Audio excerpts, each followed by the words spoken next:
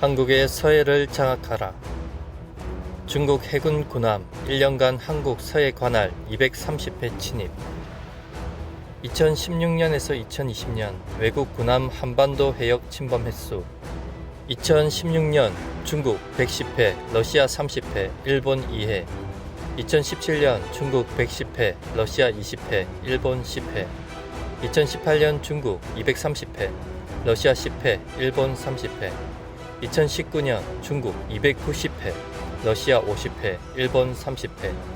2020년 중국 170회, 러시아 20회, 일본 8회. 배타적 경제 수역은 영해 기선으로부터 200캐리에 이르는 수역 중 영해를 제외한 수역으로 한중일 세 나라의 배타적 경제 수역은 서로 겹치고 있는데, 한국과 중국의 배타적 경제 수역은 오래전부터 중국의 주장이 문제가 되어 왔으며, 최근 몇 년 사이 중국은 물량 해군을 필두로 한국의 서해를 노골적으로 침범, 서해 내화를 본격적으로 추진하고 있는 모습입니다. 코로나 사태로 2020년 침범 횟수가 잠시 주춤한 것을 제외하면 중국의 한국 배타적 경제 수역 침범은 날이 갈수록 늘어나고 있습니다. 국제 관례에 따라 한국은 중국과 중첩되는 수역 가운데 중간선을 설정해 이를 군사작전 경계선으로 간주합니다. 하지만 해군 물량만 믿고 설치는 중국은 이런 국제 관례를 전혀 인정하지 않으며 한국의 서해에 대한 실효적 관할권을 주장하기 위해 중국 군함의 우리 수역 침범은 앞으로 더욱 노골화될 것입니다. 마3 이상의 초음속 순항미사일도 완성했겠다.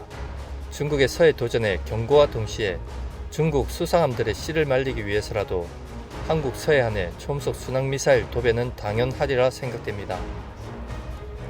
이대로 가면 서해안에서의 중국과 영토 분쟁은 필연적일 수 있습니다. 한국은 향후 초음속 순항미사일과 극초음속 미사일의 시험을 서해에서 대폭 늘리고 해군함을 타겟으로 서해에서 직접 타격하는 영상을 공개했으면 합니다.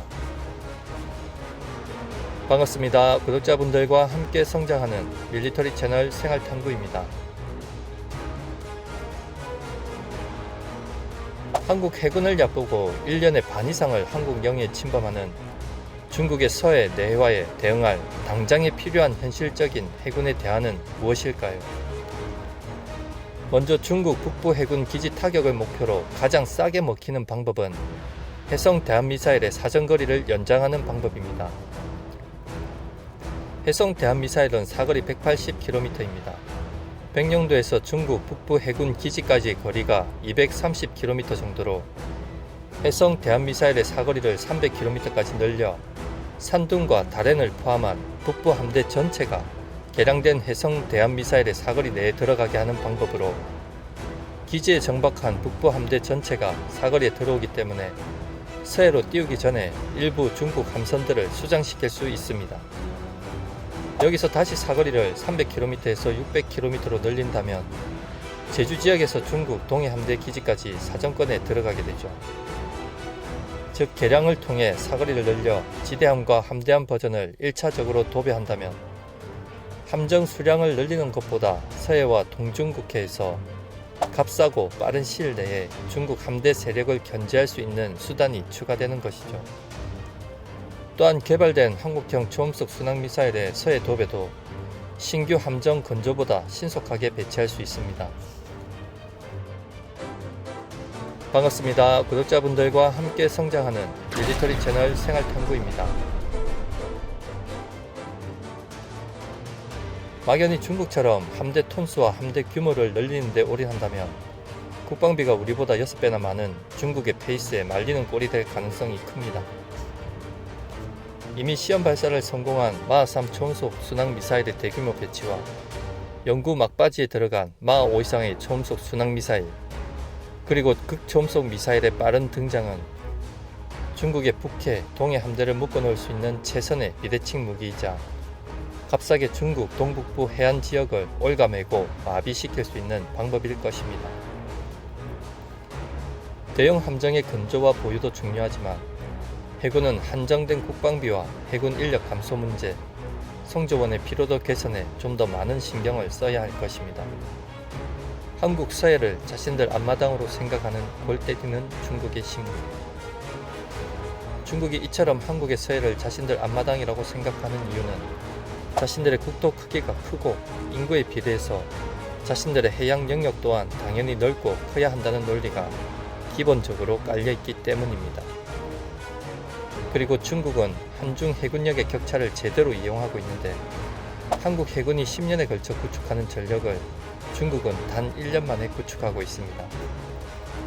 그리고 중국 동해를 담당하는 북해함대 소속 함정은 잠수함과 항공모함을 제외하고도 통상 작전에 투입될 수 있는 군함이 서해를 담당하는 우리 해군 2함대의 최소 2배에 이르기 때문에 중국 군함이 서해 우리 관할을 침범 시 우리 해군 함정들은 최소 2배의 피로도를 감수해야 하는 지경이죠. 이는 우리 해군 함정의 피로도와 해군 장병들의 피로도 증가를 가져오는데 서해를 담당하는 우리 해군 2함대는 대부분 북한군 대응이 주된 임무이기 때문에 한 해 최대 290회나 침범하는 중국 군함에 대응하는 해군 장병들의 피로도는 상상을 초월합니다. 한국 해군 함정의 성능이 좋아지고 일정 숫자의 함정을 건조, 실전 배치를 해도 한계가 따르고 자칫 중국의 물량전에 말릴 가능성이 높죠. 중국 군함이 서해 침범 시 우리 해군도 서해로 군함을 보내야 되는데 이때 침범한 상대 해군 군함의 크기와 비슷한 규모의 군함을 투입해야 하는 비례 대응 원칙은 규모와 물량으로 밀고 들어오는 중국 해군을 상대로는 군함으로 대응하기에 한계가 있습니다. 도골적인 중국 해군의 서해 침범에 한국 해군의 비례 대응 원칙은 몇 척 없는 대형 함정의 피로도와 부족한 성조원의 피로도를 높여 향후 복합적인 문제가 발생할 수밖에 없습니다. 마치며 중국 국방비는 한국의 6배가 넘습니다. 또한 중국은 세계 최강 해군인 미 해군과 맞짱을 뜨려고 미친듯이 군함을 찍어내는 상황에서 한국은 규모로 상대하기보다 함정 톤수와 물량에만 올인하는 중국 함대의 단점인 취약한 방공 능력을 집중해서 파고들어야 합니다. 이 때문에 해군은 무조건 대형 함정의 확보보다는 기존 해성 대함 미사일의 정확도와 사거리를 대폭 늘리고 한국형 초음속 순항미사일의 서해 도배는 필수입니다. 대형 함정이 많으면 좋습니다. 하지만 해군은 무조건적인 대형 함정 확보보다는 현재 우리가 가진 무기체계의 개량 등을 통해서 값싸고 능률적인 대응 체계를 먼저 확립하고 중국 해군 함정의 서해안 무단 침범을 우리 정부도 적극적으로 차단할 수 있음을 분명히 보여줘야 할 것입니다. 시청해 주셔서 감사합니다. 구독과 좋아요 알림은 기쁨입니다.